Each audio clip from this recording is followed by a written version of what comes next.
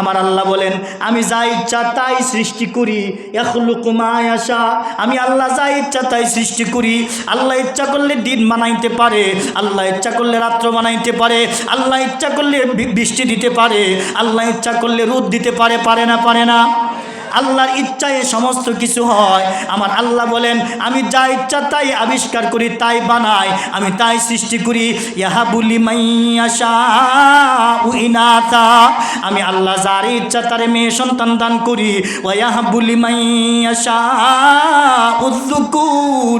আমি আল্লাহ যার ইচ্ছা তারে ছেলে সন্তান দান করি। সুবহানাল্লাহ। আও ইউজাউযুহুম যুকরানা ওয়া ইনাসা। আমি আল্লাহ যার ইচ্ছা ছেলে মেয়ে দুইটা দান করি। আজকে আমাদের সমাজে অনেক মানুষ আছে যেই মানুষগুলো শুধু মেয়ে হইছে, শুধু মেয়ে আর মেয়ে, আছে না নাই? 5-7টা মেয়ে আছে। আবার কিছু মানুষ আছে আল্লাহ তাকে ছেলেই দিছেন, খালি ছেলেই দিছেন, আছে না নাই? আবার আমার আল্লাহ কিছু মানুষকে ছেলেও দিয়েছেন, মেয়েও দিয়েছেন, দুইটা দেওয়ার মালিককে আল্লাহ। তারপরে বলতেছেন ওয়ায়াজআলু মান ইয়াশাউ আকিমা। আমি আল্লাহ যার ইচ্ছা তারে বন্দা বানায়া রাখি, আটখুরা বানায়া রাখি, বন্দা বানায়া রাখি, আকিম বানায়া রাখি। আমার কাছে কত মানুষ যায়, আমার কাছে অনেক মানুষ যায়, যায় বলে হুজুর আমার তো ছেলে মেয়ে হয় না। এরকমভাবে গত কিছুদিন আগে এক লোক গত 2 বছর আগে আমার মাদ্রাসার সাথে বাড়ি যায় বলতেছেন হুজুর আমার ছেলেটা 18 বছর হয়েছে, বিয়ে করেছে, কোনো সন্তান হয় না। কত শাহজালালের দরবারে কত সিন্নি দিলাম, মিসকিন শার দরবারে সিন্নি দিলাম, কত মসজিদে খাওয়াইলাম, কত টাকা দান করলাম, কিন্তু হয় না। আমি বললাম হবে ইনশাল্লাহ, আল্লাহ তাআলার কাছে দোয়া করতে থাকেন। আমি একটা সূরার কিছু আয়াত তেলাওয়াত করিয়া কিছু তদবির দিয়ে দিলাম। দিয়ে দেওয়ার পরে আল্লাহর কি কারিশমা, 2 মাস আগে আয়েশা বলতেছে হুজুর আমার ছেলের বিবির ঘরে ছেলে সন্তান হইছে। সুবহানাল্লাহ। কি হয়েছে? ছেলে সন্তান। আলহামদুলিল্লাহ। 18 বছর পরে কোলটা যখন বইরে গেছে কিরম শান্তিটা লাগছে। তাড়াতাড়ি আমারে বলতেছে হুজুর আল্লাহ কবুল করছে। আমি বলে দিয়েছি কিচ্ছু করবেন না, কোনো ডাক্তারের কাছে যাবেন না, কোনো কবিরাজের কাছে যাবেন না, কারো কাছে যাবেন না। আমি যে আমলগুলো দিতেছি আমলগুলো করবেন, আল্লাহর কাছে দোয়া করবেন। আল্লাহ যদি ফুল ফুটা রাখে আল্লাহ কুল বইরে দিবে। সুবহানাল্লাহ। চিন্তা করে দেখেন আমার আপন বড় ভাই 18 বছর যাবৎ কোনো সন্তান হয় নাই, আল্লাহ তারেও একজন মেয়ে দিছে। আলহামদুলিল্লাহ, আলহামদুলিল্লাহ, একটা মেয়ে দিছে। চিন্তা করে দেখেন আমি ডাইরেক্ট বলে দিছি আমার ভাই তো কোনোদিনও মাজারে যাবা না, কারো কাছে কোনো কিছু মান্যত করবা না, আল্লাহর কাছে বলতে থাকো, আল্লাহ দিবে ইনশাল্লাহ। তারপরে আল্লাহর কোরআন সত্য, আল্লাহর কোরআন সত্য। ওমান আসদাকু মিনাল্লাহি কিলা। আল্লাহ বলেছেন আমার কথা সত্য। ওমান আসদাকু মিনাল্লাহি হাদিসা। আমার বাণী সত্য। আমল দিয়ে দিছি, করছে আল্লাহর রহমতে 18 বছর পরে মেয়ে। আলহামদুলিল্লাহ। তাহলে দেওয়ার মালিক কে? আরো জোরে বলেন দেওয়ার মালিক কে? তাহলে আজকে কত মানুষ আছে বিভিন্ন দরবারে যায়, খাজা বাবা, গান্দা বাবা, বিভিন্ন কেল্লাশা, এরকমভাবে বিভিন্ন দরবারে যায়, চায় না, অথচ এই মুসলমানই নামাজের ভিতরে কইতেছে ইয়াকা না'বুদু ওয়া ইয়াকা নাস্তাঈন। এই আয়াতের অর্থ কি জানছেন কোনোদিন? অর্থটা কত চমৎকার। ইয়াকা না'বুদু, আয় আল্লাহ আমরা তোমারই ইবাদত করি। সুবহানাল্লাহ। আমার তো বয়ান ছাড়তে মন চাইতেছেন, আপনারা যেভাবে চাইছেন আমার দিকে আপনাদের ভালো লাগতেছে, এরকম বোঝা যাইতেছে। আল্লাহ কি বলতেছেন? ইয়াকা না'বুদু, তোমরা আমারই ইবাদত করো, ওয়া ইয়াকা নাস্তাঈন, আমারই কাছে সাহায্য প্রার্থনা করো। সুবহানাল্লাহ। সাহায্য কার কাছে চাইবো? সাহাবায়ে কেরামের জুতার ফিতা ছিঁড়ে গেল আল্লাহর কাছে বলতেন আল্লাহ আমার জুতার ফিতা ছিঁড়ে গেছে। ক্যা তাদের পকেটে কি টাকা ছিল না? ছিল না? উসমান রাদিয়াল্লাহু তাআলা আনহুর চাইতে ধনী সাহাবীদের ভিতরে আর কেউ নাই। ওনার জুতার ফিতা ছিঁড়ে গেল, আল্লাহর কাছে কত আল্লাহ গো আমার জুতার ফিতা ছিঁড়ে গেছে। চাইতেন সাহায্য চাইতেন আল্লাহর কাছে। কত মানুষ কুরবানির গরু কেনার জন্য টাকা নিয়ে যায়, পরে এই টাকা চুরে নিয়ে যায় না, কারণ সে টাকার উপরে ভরসা করছে, আল্লাহর উপর ভরসা করে নাই। গর তাওয়াক্কুল মিহিকুনি হার সুবহ শাম, গর তাওয়াক্কুল মিহিকুনি হার সুবহ শাম, মেরে সানদ রিজক তু আজলা মুকাম, মেরে সানদ রিজক তু আজলা মুকাম। আল্লাহু আকবার। করে, ভরসা করে, আল্লাহ তার জন্য যথেষ্ট হয়ে যায়, লা মাকাম থেকে তার রিজিকের ব্যবস্থা করে দেয়। সুবহানাল্লাহ। তাহলে মুসলমান জানে হুজুররা 5,000 টাকা, 7,000 টাকা, 10,000 টাকা দিয়ে এত সুন্দর করে কেমনে চলে, কারণ হুজুররা জানে ইয়্যাকা না'বুদু ওয়া ইয়্যাকা নাস্তাঈন। সুবহানাল্লাহ বলেন। পয়গম্বর হাদিসের ভিতরে বলেন, ইযা সাআলতা ফাসআলিল্লাহ ওয়া ইযা ইসতাআনতা ফাসতাঈন বিল্লাহ। সহিহ বুখারীর হাদিস। পয়গম্বর বলেন, তোমরা কোনো কিছু চাইবে তো আল্লাহর কাছে চাইবে, কোনো কিছু চাইবে, কোনো কিছু প্রার্থনা করবে তো আল্লাহর কাছে প্রার্থনা করবে। দুনিয়ার ভিতরে আপনার আমার যত চাওয়া পাওয়া যা কিছু আছে সব সময় কার কাছে চাইবো? আরো জোরে বলেন, কার কাছে? বান্দা যখন আল্লাহর কাছে চায়, আল্লাহ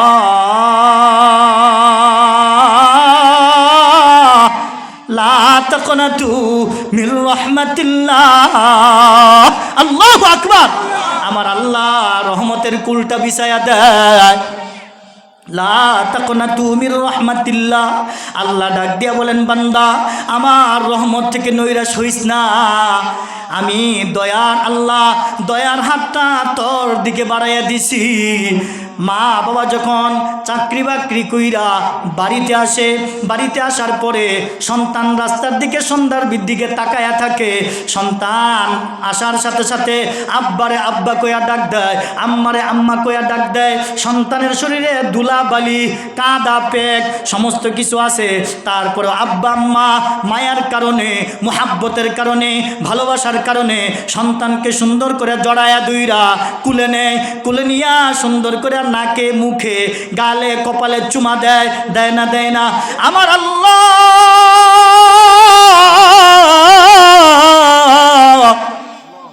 দয়ার মালিক রহমতের কুলটা বিছায়া দিয়া বান্দাকে ডাক দিয়া বলেন, ফাফিরু ইলাল্লাহ, ফাফিরু ইলাল্লাহ। এরে বান্দা আমার দিকে ফিরো, আমার দিকে ফিরো, আমার দিকে আসো। বান্দারে আমি তোমার দিকে আমার রহমতের কুলটা বিছাইয়া রাখছি।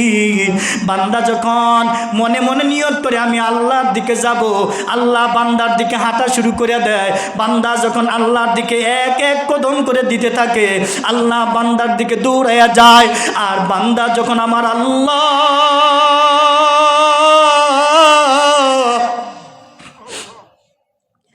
আমার দয়ার মালিকের দিকে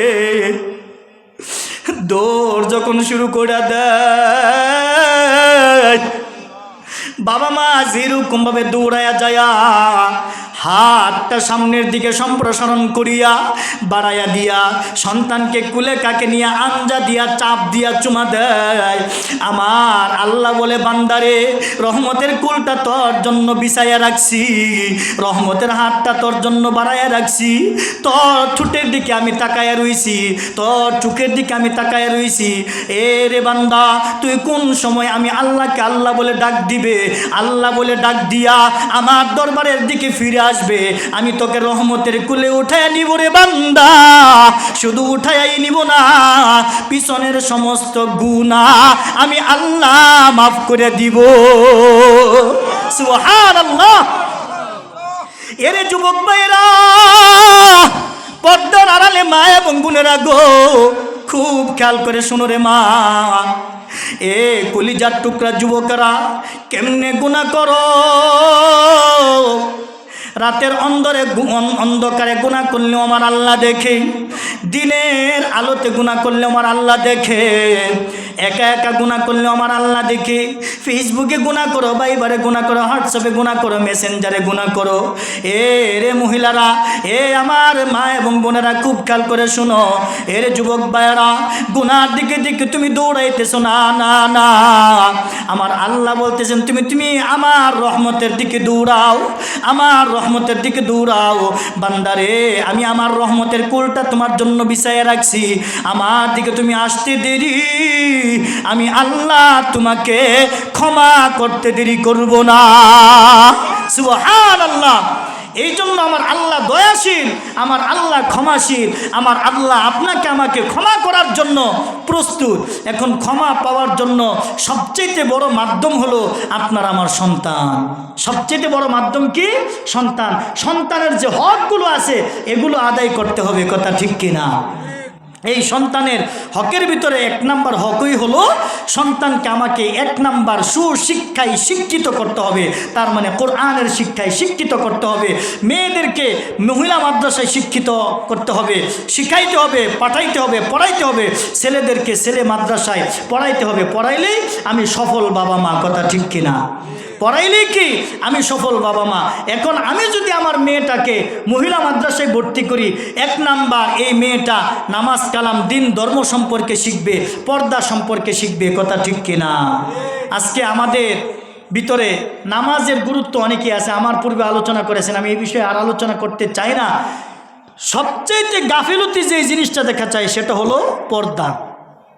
নামাজ পড়া যেরকমভাবে ফরজ, রোজা করা যেরকম ফরজ, হজ ফরজ হলে যেরকম হজ ফরজ, জাকাত ফরজ হলে যেরকম জাকাত ফরজ, মুসলমান বালেগা প্রত্যেকটা নারীর জন্য পর্দা করা ওই রকমই ফরজ। দুনিয়াতে সব জিনিস বন্ধু বান্ধবকে দেখানো যায়, দুনিয়াতে সব জিনিস বন্ধু বান্ধবকে দেখানো যায়, কিন্তু একটা জিনিস দেখানো যায় না, সেই জিনিসটা হলো আপনার আমার মা, আপনার আমার বোন, আপনার আমার কন্যা, আপনার আমার বিবি, কথা ঠিক কিনা? এখন আপনি আমার আম্মাকে, বোনকে, বিবিকে সবাইকে যদি আমি পর্দার ভিতরে রাখি, তাহলে আমি একজন সফল দায়িত্বশীল ভাই, দায়িত্বশীল বাবা, দায়িত্বশীল স্বামী, দায়িত্বশীল সন্তান, কথা ঠিক কিনা? একজন মহিলা সে একাই জাহান্নামে যাবে না, 4 জন পুরুষকে জাহান্নামে নিয়ে যাবে, বলেন নাউজুবিল্লাহ। এর ভিতরে 1 নাম্বার হলো তার বাবা, 2 নাম্বার হলো তার বড় ভাই, বাবা যদি না থাকে, 3 নাম্বার হলো বিয়ে হলে স্বামী, স্বামী যদি না থাকে তাহলে তার 4 নাম্বার হলো বড় ছেলে। এখন যদি এই 4 জনের কেউ নাই, মেয়ের আছে, মেয়ের জামাইরা, মেয়েরা হলো তাদের দায়িত্বশীল।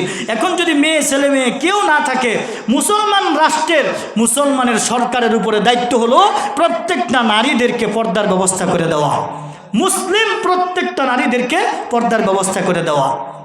তাহলে পর্দা করা 24 ঘন্টায় ফরজ। পর্দা করা কি? কথা কয় না। পর্দা করা কি ফরজ? আজকে এই ফরজটা মানে না। কোন সময় মানে জানেন? যখন আমাদের দেশে মহিলারা মারা যায়, মহিলারা মারা গেলে যখন কবরে নিয়ে যায়, ওই খাটনির উপরে বড় চাদর দিয়ে সুন্দর করে বিছাইয়া দিছে, আর ওইখানে কবরে যখন নামায়, এই তাড়াতাড়ি ঘুরো ঘুরো ঘুরো, মহিলা মানুষ পর্দার খেলা হইতেছে। মরার পরে পর্দা করা ফরজ না, কথা ঠিক কিনা? মরার পরে পর্দার দরকার নাই, কোনো দরকার নাই। মরার আগে আমার মায়ের পর্দার দরকার, মরার আগে আমার বিবির পর্দার দরকার, মরার আগে আমার বোনের পর্দার দরকার, মরার আগে আমার মেয়ের পর্দার দরকার। এই পর্দা করা হলো ফরজ, ফরজ, ফরজ। এই পর্দা করা কি ফরজ? এই পর্দার কথা আল্লাহ কোরআনের মধ্যে বলছেন। যখন এই পর্দার আয়াত নাজিল হইছে, কেমনে নাজিল হইছে একটু কইলাইতাম নি? মাশাআল্লাহ, কেমনে নাজিল হইছে দেখেন। আমার নবীজির জমানাও নবীজির বিবি যারা আছে সমস্ত নারীরা, পুরুষ ছেলে মেয়ে সবাই একসাথে বসে আলোচনা করত, বাজারে যাইতো, কথাবার্তা বলতো, সব কিছু। আমার নবীজি বিয়ে করেছিলেন 11টা। কয়টা? 11টা। নবীজির জীবদ্দশায় 2 জন বিবি মারা গেছে, আর নবীজি 4 জন বিবি, 9 জন বিবি রাইখা নবীজি উফাত গ্রহণ করেছেন। এই 11 জন বিবির মধ্যে একজন বিবির নাম হলো জয়নব বিনতে জাহশ। নামটা শুনছেন তো? জয়নব বিনতে জাহশ, উনি হলো নবীজির একজন বিবি, 11 জন বিবির মধ্যে একজন বিবি।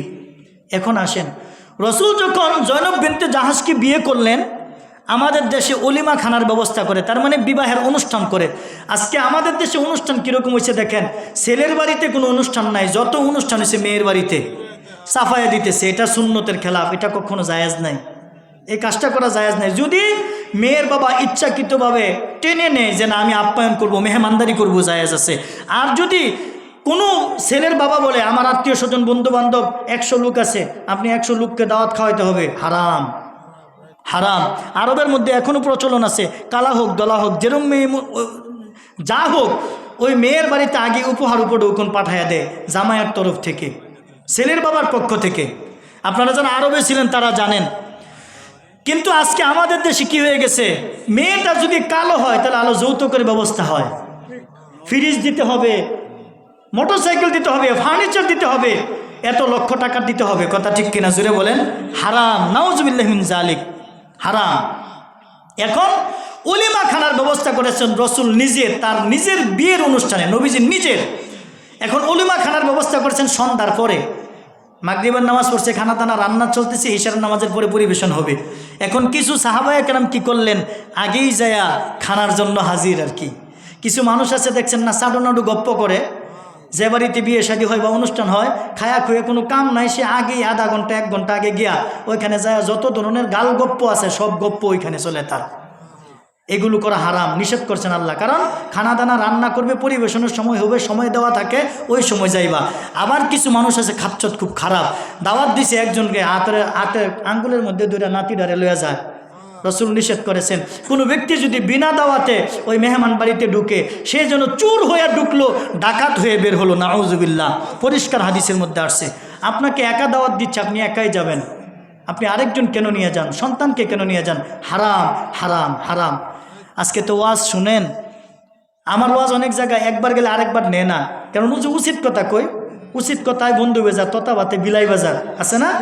আজকে তো এমন ওয়াজ হয় হুজুররা যে আশাই তারে এই হুজুরই বালা, অথচ এই চেয়ারটা ছিল হুসেন আহমদ মদনীর চেয়ার, রশিদ আহমদ গঙ্গোহীর চেয়ার, হাফিজজি হুজুরের চেয়ার, হ্যাঁ, শাইখুল হাদিস আল্লামা আজিজুল হক রহমতুল্লাহের চেয়ার ছিল, দামি চেয়ার, যেই চেয়ারে বসে বসে তারা কাঁদতেন, আর তাদের কান্নার কারণে আওয়াম জনতা সবাই পাগলের মতো কাঁদত, কান্না করত। আর আজকে এটা হলে গেছে নাট্যমঞ্চের চেয়ার। কথা ঠিক কিনা জোরে বলেন? হাসতে হাসতে বাড়িতে যায় জনগণ, আর আগের মানুষগুলো ওয়াজ শুনে কানতে কানতে বাড়িতে যাইত, আর খালি কইতো যে কি ওয়াজ করছে রে, আহা কি ওয়াজ করছে, আমি কি জবাব আল্লাহর কাছে দিব। আর আজকে আমাদের যুবক ভাইগুলো রাস্তা দিয়ে যায়, বলে হায় রে গোলাম রব্বানি হুজুর, উমুক হুজুর, এই যে হাসানি হাসাই যে মজার ওয়াজ করছে। কথা ঠিক কিনা জোরে বলেন? একটা নাম বললাম আর কি, আরও তো এরকম অনেক হুজুর আছে যারা সবসময় কি করে, হাসি তামাশা রং নিয়ে থাকে। এই ওয়াজের মধ্যে আসছে, যে ব্যক্তি বেশি হাসে তার কলিজা মরে যায়, তার কলব মরে যায়। আল্লাহ কোরআনের মধ্যে বলছেন ফালইয়াদহাকু কলিলা ওয়ালইয়াবকু কাসীরা। আমার আল্লাহ কোরআনের মধ্যে বলছেন তোমরা কম কম হাসো আর বেশি বেশি কাঁদো। কোরআনের 2টা কথা বেশি বেশি করেছেন।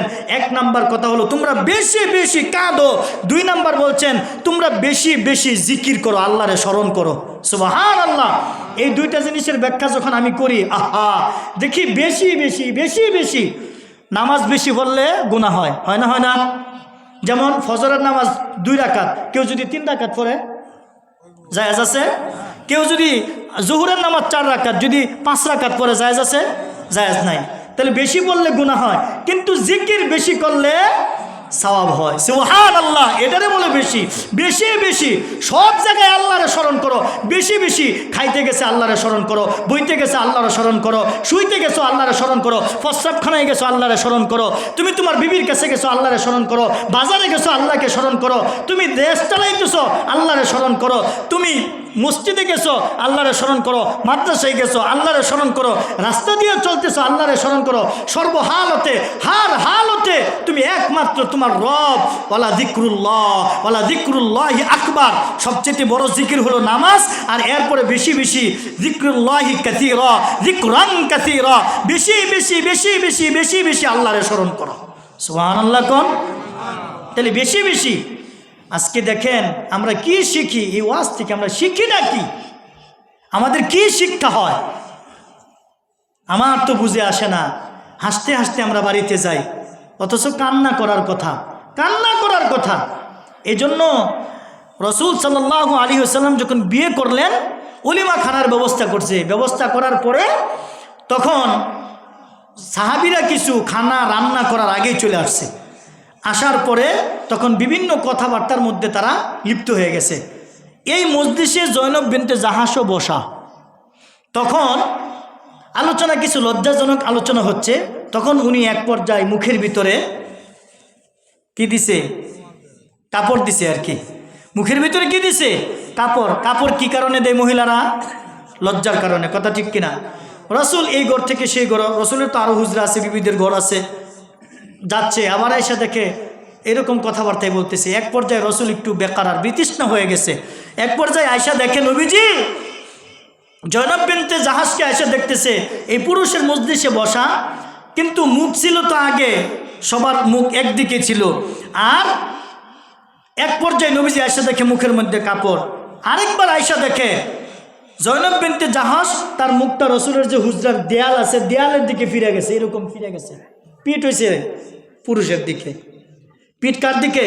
পুরুষের দিকে। তখনই আমার আল্লাহ এই মুহূর্তটা দেখা নবীজির কষ্ট হইতেছে, না পারতেছে সাহাবায়ে কেরামদেরকে বলতে তোমরা এখান থেকে উঠে যাও, না পারতেছে বিবিরে এখান থেকে নিয়ে আসতে, উলিমার ব্যবস্থা করছেন। এই মুহূর্তে আমার আল্লাহ কোরআনের আয়াত নাজিল করছেন। আয়াতটা অনেক লম্বা, আয়াতের কিছু অংশ আপনাদের সামনে বলতেছি। ওয়াইযা সাআলতুমুহুন্না মাতাআন ফাসআলুহুন্না মিন ওয়ারাই হিজাব। আমার আল্লাহ বলেন, যখন তোমরা নবীদের পত্নীদের কাছে, বিবিদের কাছে, স্ত্রীদের কাছে কোনো কিছু চাইবে, হে পুরুষ, হে সাহাবায়ে কেরাম, যখন তোমরা তাদের কাছে কোনো কিছু চাইবে তখন তোমরা পর্দার আড়াল থেকে চাইবে। কোত্থেকে? পর্দার আড়াল থেকে। এই যে পর্দার আয়াত যখন নাজিল হয়েছে, মহিলাদের কাছেও পুরুষের কাছেও যখন আসমান ভাঙ্গা পড়ে গেছে, হাইরে এতদিন তো আমরা খোলামেলা ঘুরতাম।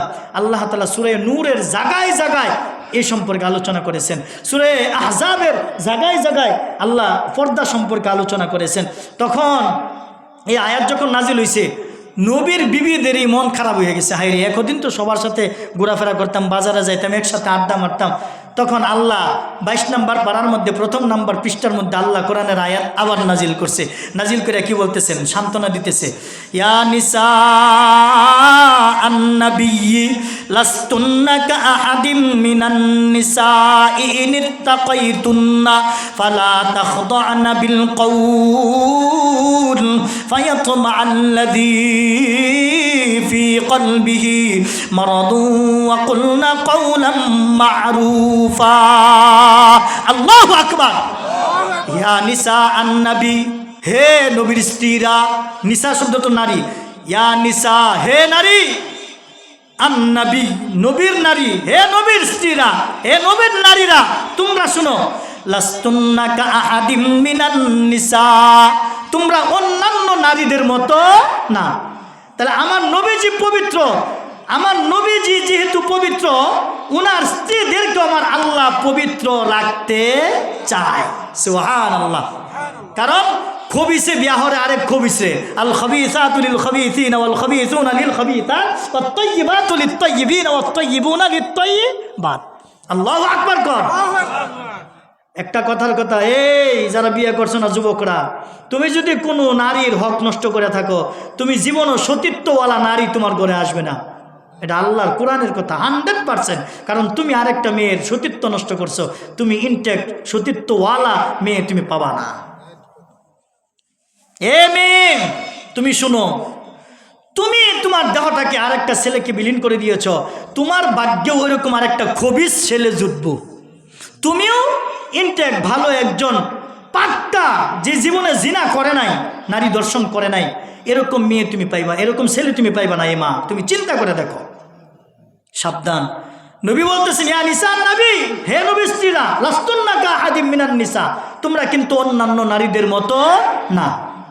ইন ইত্তাকাইতুন্না, তোমরা আল্লাহকে ভয় করো, ফালা তাখদা'না বিল কওল, যখন তোমরা কথা বলবা বিনিয়ে বিনিয়ে কথা বলো না।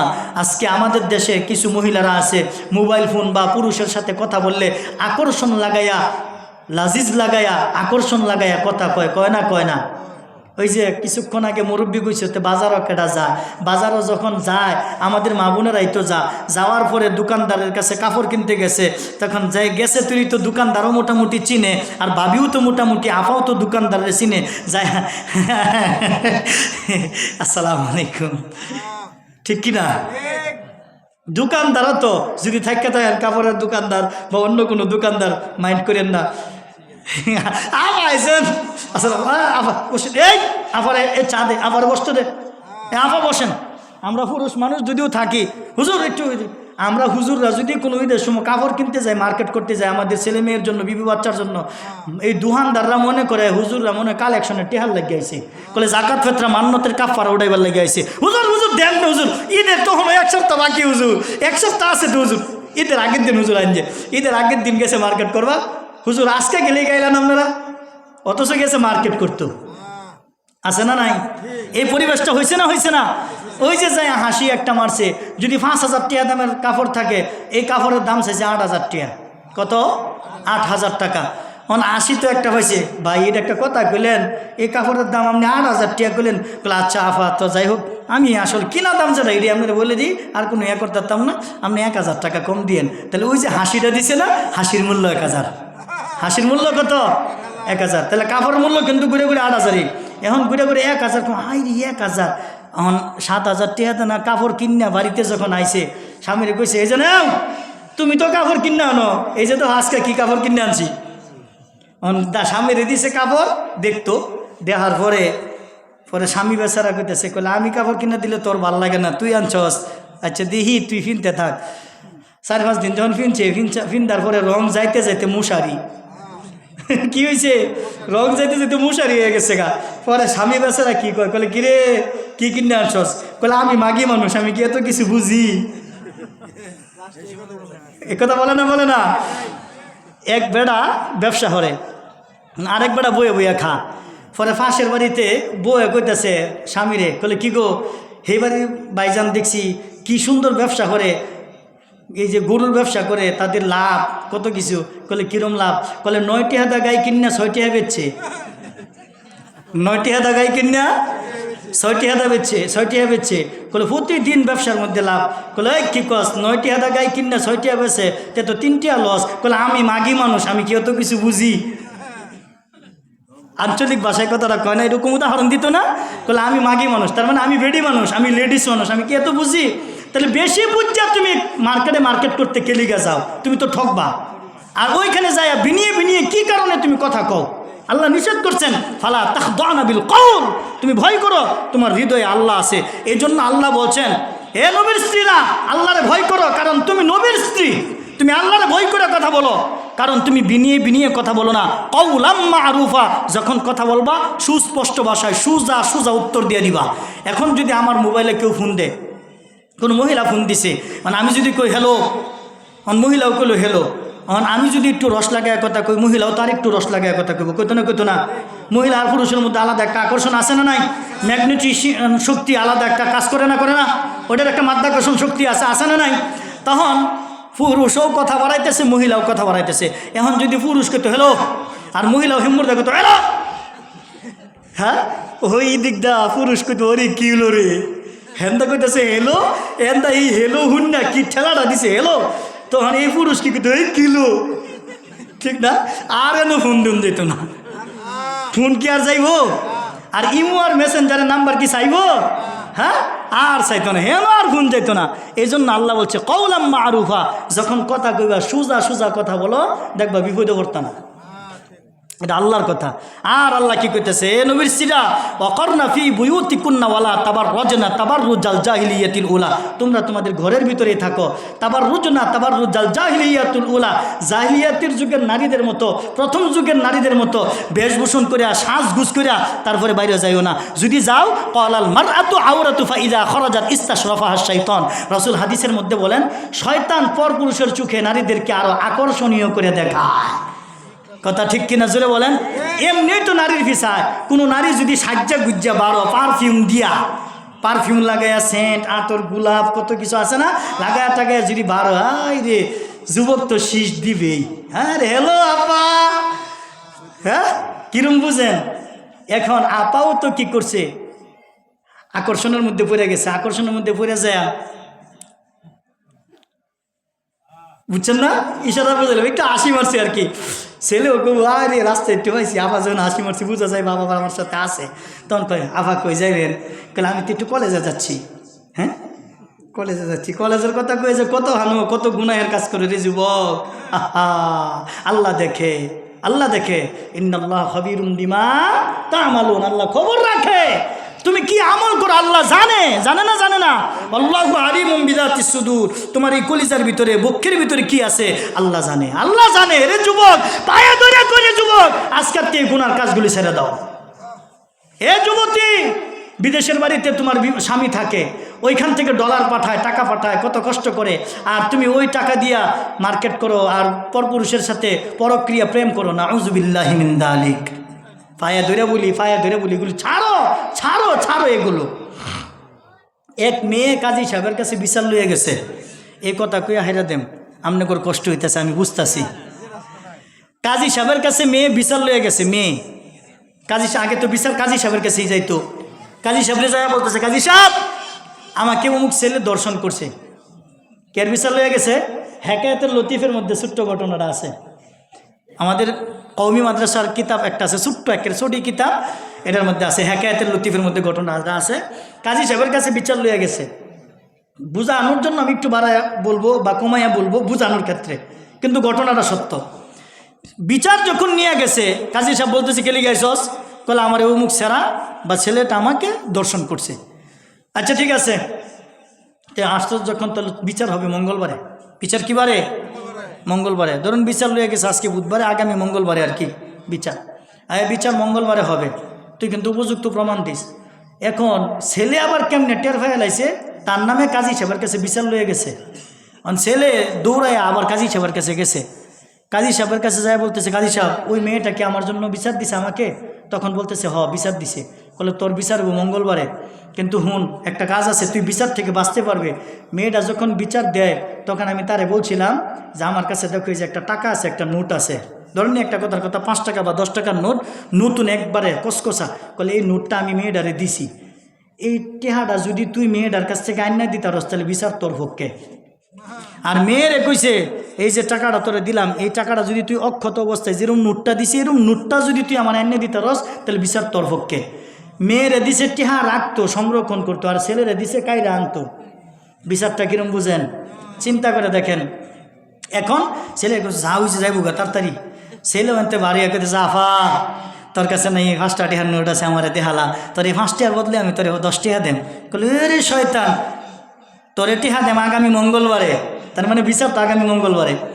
তারপরে কোথায় বলে আফা তোরে আমি 50 টাকা দেম।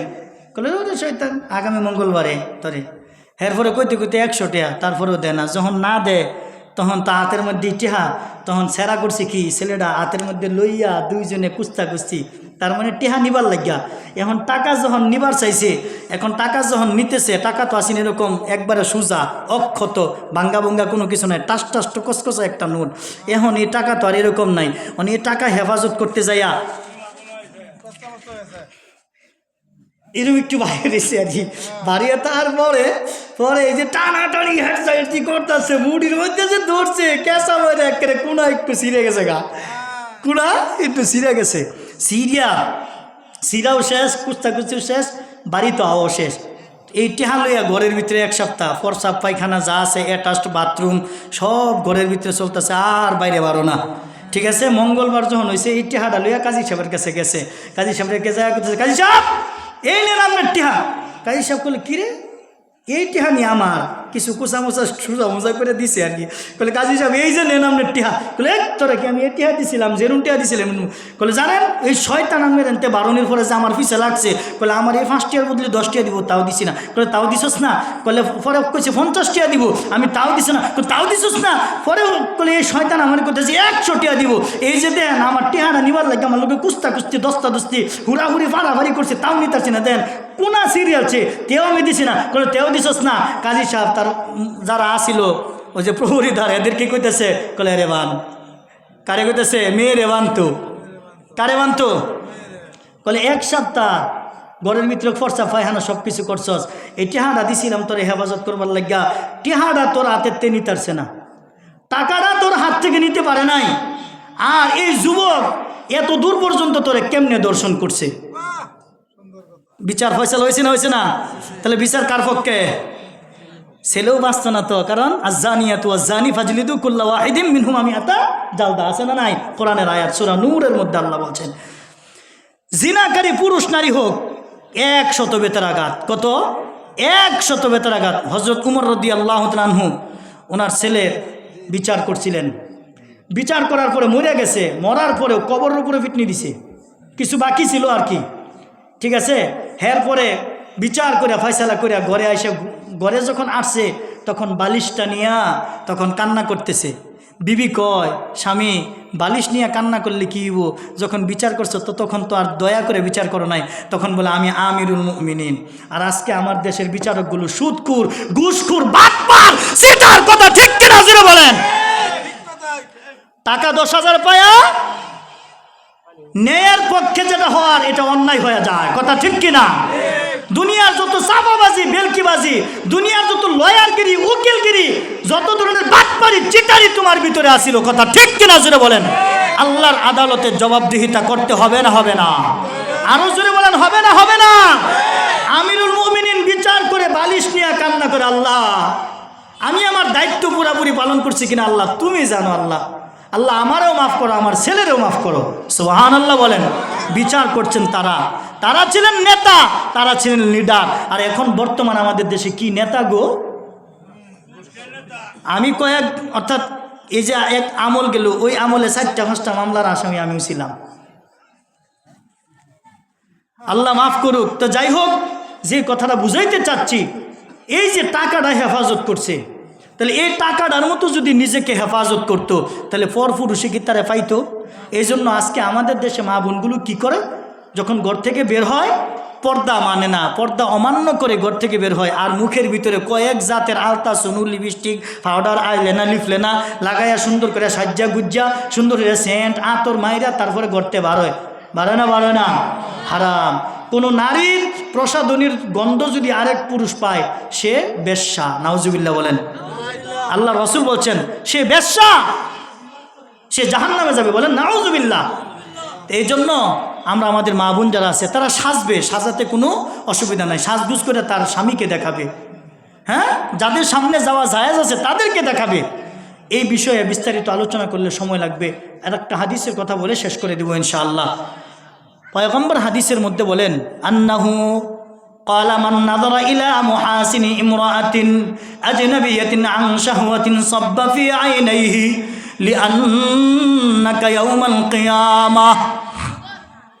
এরে নারী, এরে যুবক পুরুষ, তোমরা শুনো, পয়গম্বর হাদিসের মধ্যে বলেন, আন্নাহু قال من نظر إلى محاسن امرأة عن شهوة, কোনো পুরুষ যদি কোনো পরনারীর দিকে শাহওয়াতের দৃষ্টিতে, লাজিজের দৃষ্টিতে, আকর্ষণের দৃষ্টিতে, ভালোবাসার দৃষ্টিতে কোনো নারী যদি পুরুষের দিকে তাকায়, পুরুষ যদি কোনো নারীর দিকে তাকায়, আল্লাহ তাআলা ময়দানে মাহশরে ওই নারী এবং পুরুষের চোখের মধ্যে গলিত সীসা দান করবে।